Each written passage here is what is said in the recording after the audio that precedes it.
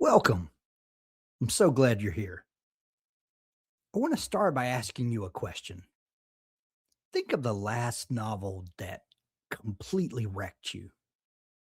The one you finished and then sat in the parking lot or the kitchen or the bed for 10 minutes before you could put it down. What do you remember about it?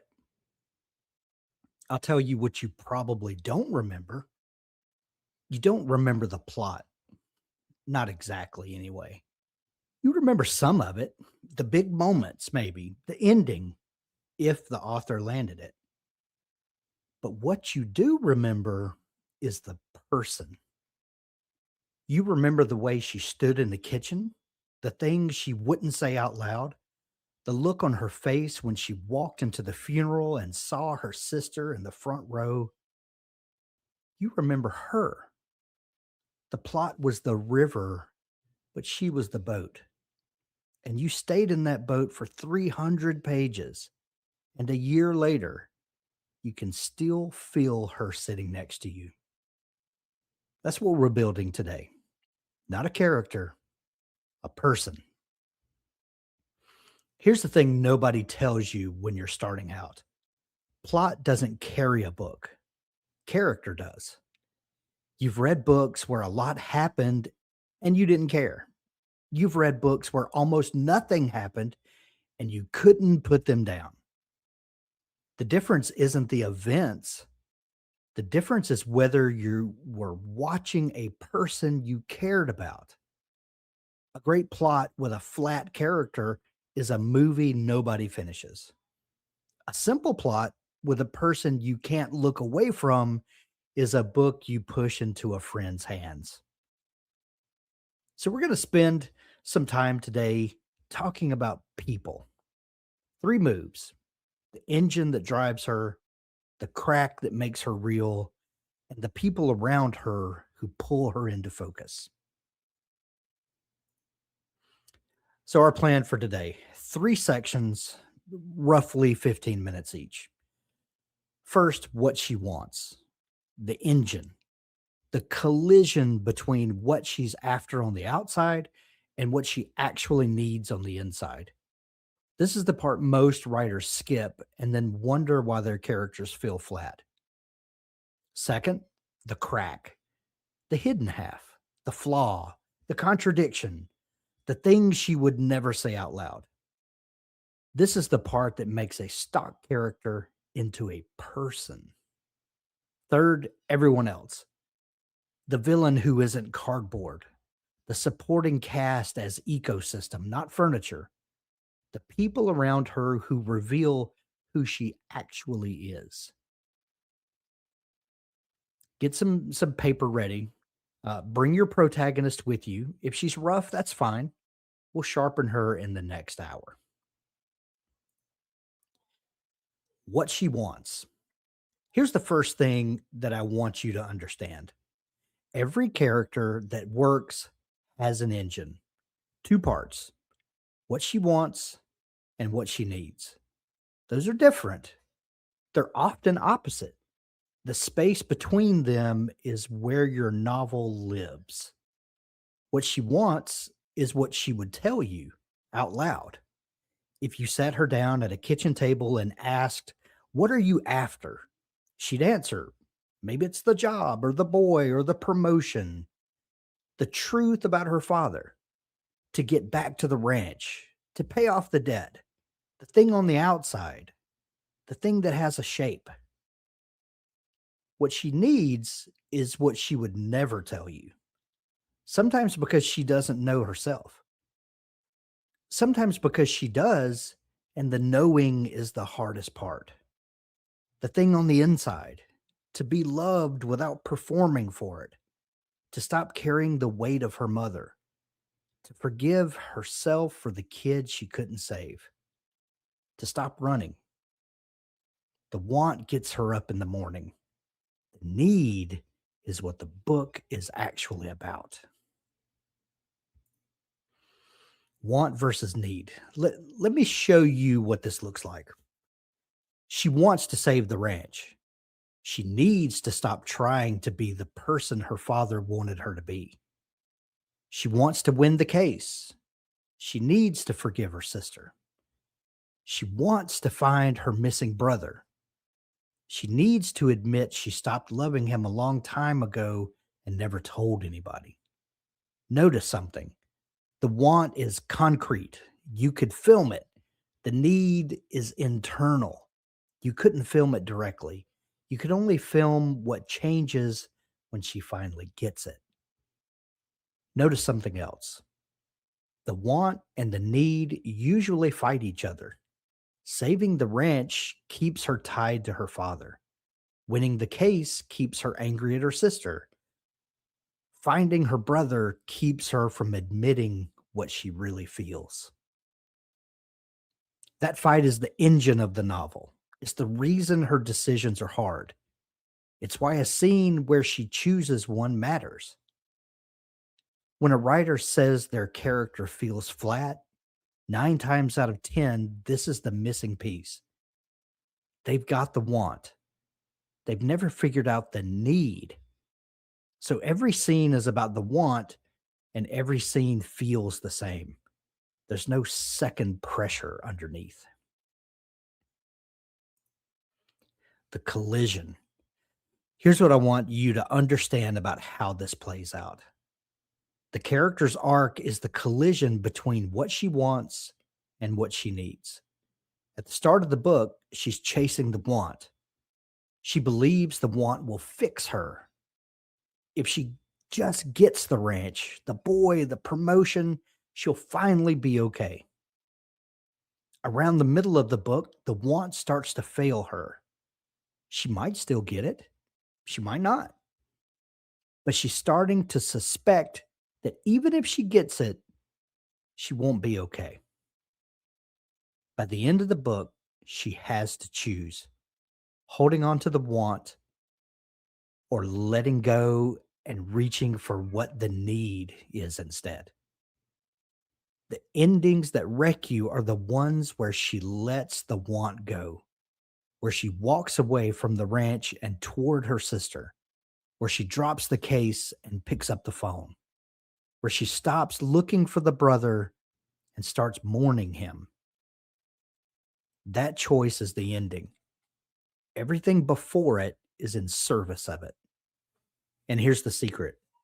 You can't write that ending if you don't know the need from page 1. The want, the reader sees. The need, you have to know.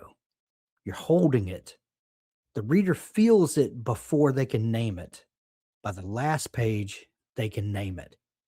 That's when the book lands. External and internal conflict. One more piece before the exercise. Every scene needs both external conflict and internal conflict. External conflict is what's in the way of the want. The bank is foreclosing. The witness won't talk. The storm is coming. The thing the reader can see. Internal conflict is what's in the way of the need. Her own resistance. Her belief that she doesn't deserve to be loved. Her conviction that if she stops being the strong one, the whole family will fall apart and it'll be her fault. The thing the reader can only feel. The scenes that hit hardest are the ones where the external conflict forces the internal one to show up. The bank is foreclosing and she has to call her father. She doesn't want to call her father. The bank is forcing the call. The call is what the scene is about. The bank is the excuse. If your scene only has external conflict, it feels like an action sequence in the middle of a quiet novel. If it only has internal conflict, it feels like a journal entry. Both together is a scene. Okay, so we're gonna take a 5 minutes time to exercise, and I want you to pause the video in just a second. We're not gonna have a countdown clock, but just pause the video, and in your workbook or on a piece of paper, write 3 things for your protagonist. Write her want, One sentence, concrete, something you could film. She wants to bring her brother home from the war or whatever. Then I want you to name her need. One sentence, internal, something the reader would only feel. She needs to admit her brother was never coming home, even before the war. And the next, I want you to name the collision. One sentence, how the want fights the need. Like going after her brother lets her keep pretending he's still the boy she remembers. Don't try to make them perfect. Just sketch them. We're hunting. Okay. Pause the video now, do this exercise, and then start the video back and we'll continue. Okay. Stop writing. If you got the want and the need, you've got more than most first drafts ever get. If the collision sentence is rough, that's fine. Some collisions take a year of writing to find. Hold on to that page. We're about to make her real. The crack. What separates a stock character from a person? I want to tell you something I learned the hard way. I wrote a character once, a deputy in a small Mississippi town. She did the right thing. She said the right thing. She was brave on the page. Two readers told me she was boring. They couldn't tell her apart from 20 other deputies and 20 other novels. They were right. I rewrote her with one change. I gave her a private fear. She was afraid of her own house after dark. Her husband had died there 4 years before, and she'd never told anybody. She still couldn't sleep alone. She kept the porch light on and a chair against the bedroom door, and she lied to her sister about why. The plot didn't change, the scenes didn't really change, but she came alive on the page because the crack was visible. The crack is where the reader gets in. This is what we're going to find in your character, the crack, the thing that turns a job title into a person. Mostly, but underneath. Here's the tool. One sentence. My character is mostly blank, but underneath, she's blank. The brave deputy who's afraid of her own house after dark. The funny grandfather who hasn't spoken to his son in 12 years. The gentle midwife who once did something she's never told another soul. The hard-nosed editor who keeps a stack of her father's letters in her desk and reads them when nobody's around. The first half of the sentence is what other people see, what strangers would tell you about her, what goes on the back cover. The second half is what's actually true, what she carries when nobody's watching, the things she'd lie about if you asked her directly. If you can finish that sentence in a way that surprises you, you found the crack. Strangers see the first half, the reader sees both. The book happens in the space between them. There's three kinds of cracks. Cracks come in three shapes. Any one of them will work. The best characters have all three. Crack one, a private fear. Something that scares her that nobody knows about. Not the big public fears, the small, specific, private ones. Afraid of the house after dark. Afraid of opening the letter. Afraid of the phone ringing on Sunday morning. Afraid that her daughter is starting to look at her the way she used to look at her own mother. Crack two, a secret behavior. Something she does in private that she'd never do in public. Reads her dead husband's emails. Drinks 2 beers before church and chews mints all morning. Drives past the old house on their way home. Writes letters to her father she never sends. The small, repetitive, weird things that nobody else knows about.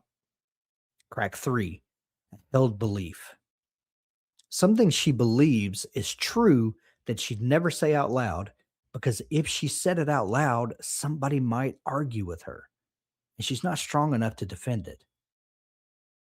That she should have left him years ago, that the kid wasn't really hers, that the church is wrong about everything, that her sister has been right the whole time and she can't admit it. Pick one, or two, or all three. Specific cracks, not generic ones, specific enough that they could only belong to this person. Generic doesn't crack. Interiority beats backstory. One more thing before the exercise. Don't confuse cracks with backstory. Backstory is what happened to her before page one: her mother's death, the divorce, the accident, the things she's been carrying since she was 9. All useful for you to know, mostly not useful for the reader. Interiority is what's happening inside her right now, what she notices, what she lies about, what she rereads when nobody's looking. The crack lives in interiority. The reader feels it even when you never explain it. Here's a fast trick: drop your character into a room she doesn't want to be in: the funeral, the reunion, the doctor's waiting room, the hardware store where her ex husband works. Don't write what happens, write what she notices. The cheap floral arrangement, the sister's new shoes, the water stain on the ceiling tile, the way her ex husband still wears the same belt. What she notices tells the reader who she is faster than any backstory dump ever will. Interiority is where the crack shows up. The backstory is just the reason the crack exists. Okay, another exercise. And again, I'm going to want you to pause the video and do this exercise and then come back and unpause the video. But in your workbook or on your paper, I want you to write 3 things. The mostly but underneath sentence. Make it specific, make it surprise you. Pick one of the 3 cracks: private fear, secret behavior, or held belief. Write it in one sentence. And then I want you to find one small thing she notices when she walks into a room she does not want to be in. Specific, concrete, the kind of detail only she would notice. Okay, pause the video and come back when you're finished.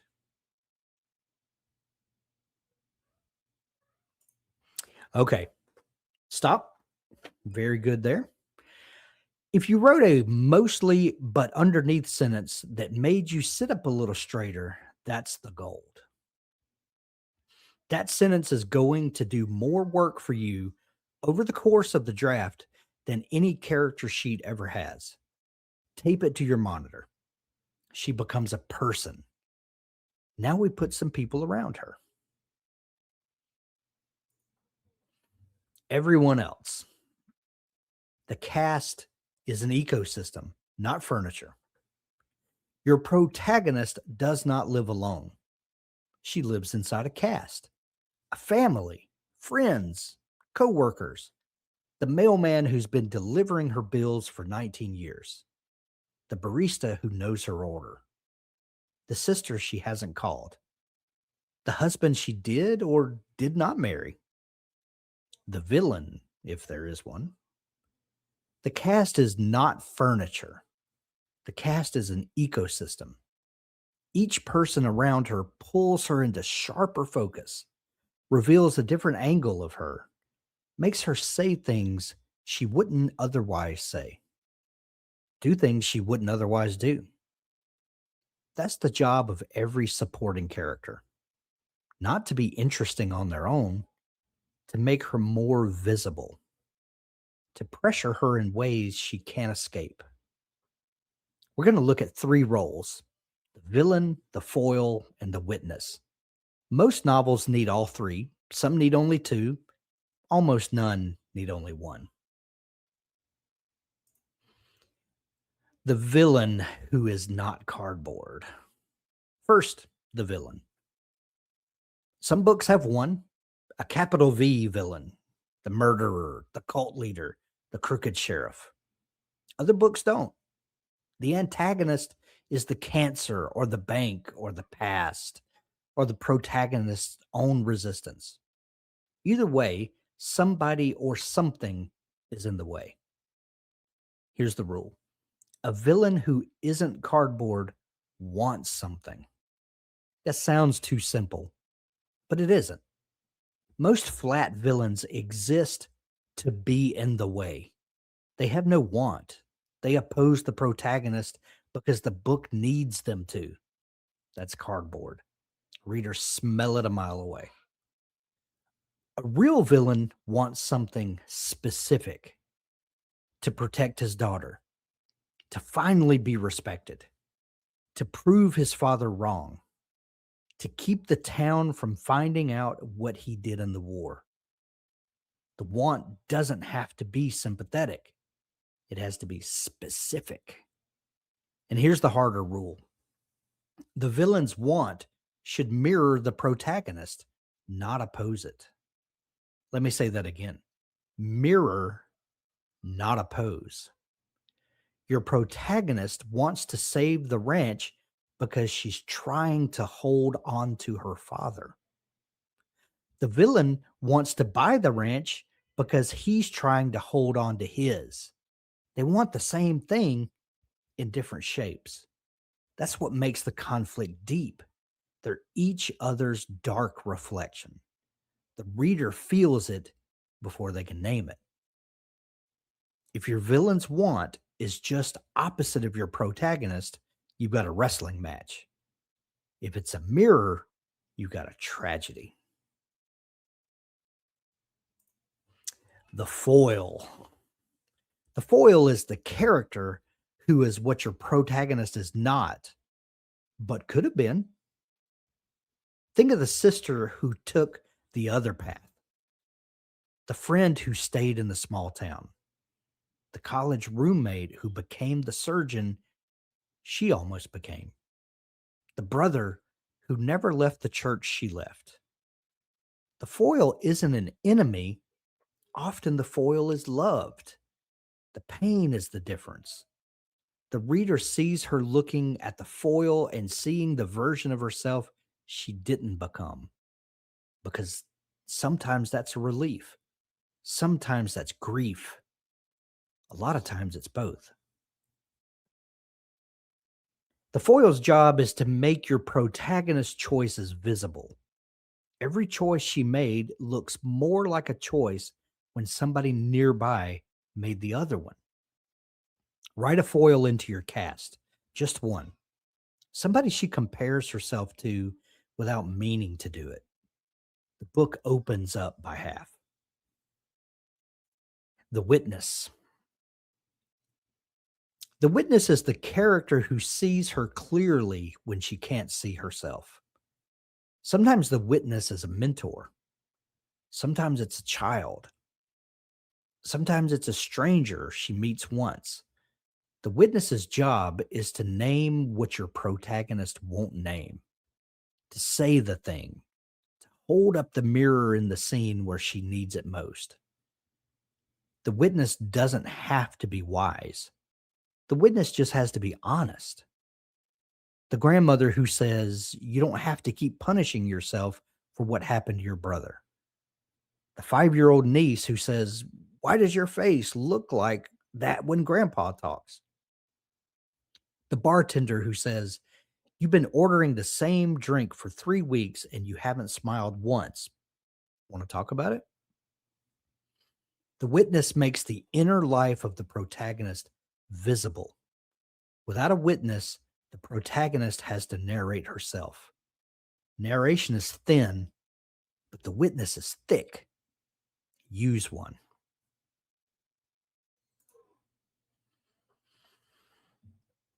Character notes.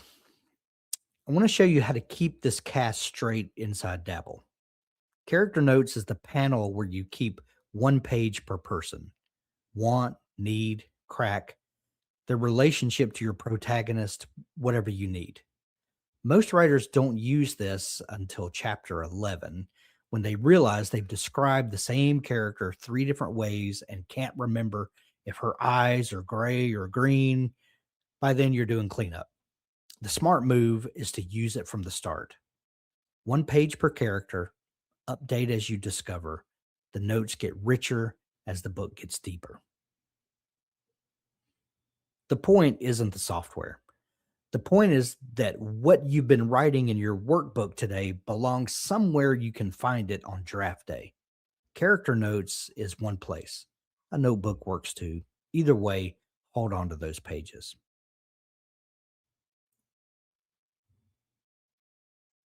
Okay.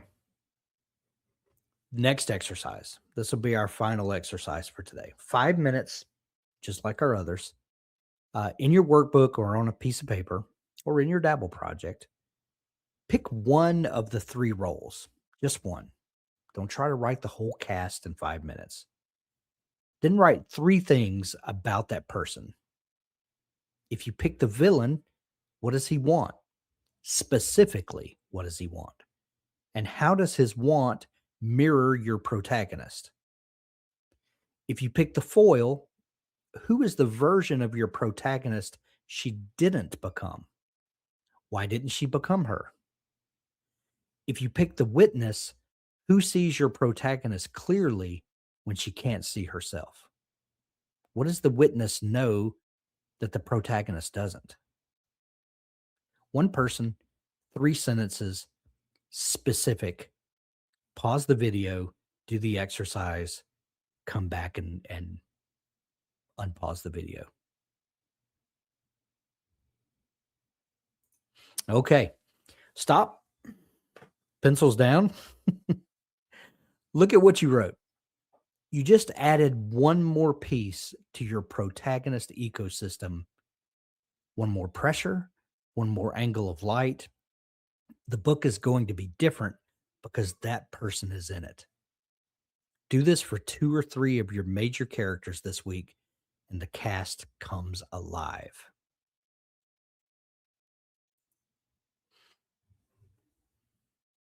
All right. Homework. Couple of assignments.